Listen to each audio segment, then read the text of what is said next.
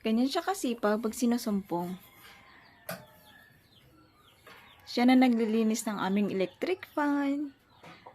Tapos minsan hinugasan niya yun yung ilisi niya. Ganyan. Sipag mo naman. Maasahan ka na talaga. So, ano naman kapalit niyan? Ah! Laki-laki mo na. Oh, ayan o, busy. Oh. Ha? Tabi ko naman itong puting blade. Ayun lang, ayusin mo. Dapat maayos.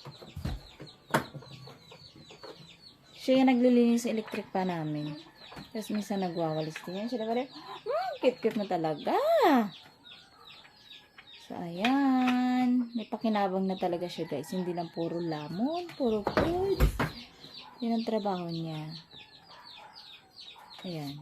Tapos minsan trip niya, gagawa siya ng patungan ng kanyang sapatos, sure. Grabe naman yung anak ko. Sipag mo talaga. Alam ko na naman ang kapalit niya. Manonood ka na naman ng TV.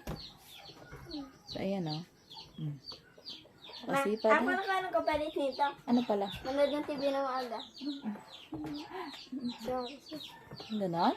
Grabe naman, baby loves ko. Ayusin mo ha. Higpitan mo to. Nagpitan yan. Baka kasi mamaya matanggal, biglang lumipad.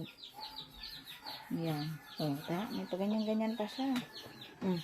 Paano kasi mo spider Kasi nililinis yung electric fan kasi puro may nasisinghot na raw siya na alikabok.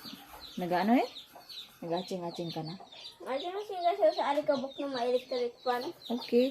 At nalinis ko na yung dalawang electric fan. What? Sa dalawang kanto. Ang grabe naman ang sipag mo naman. So, ayan naman. Tingnan nyo. Oh. Ganyan pa. Ganyan. Napaka-busy naman. Yun lang.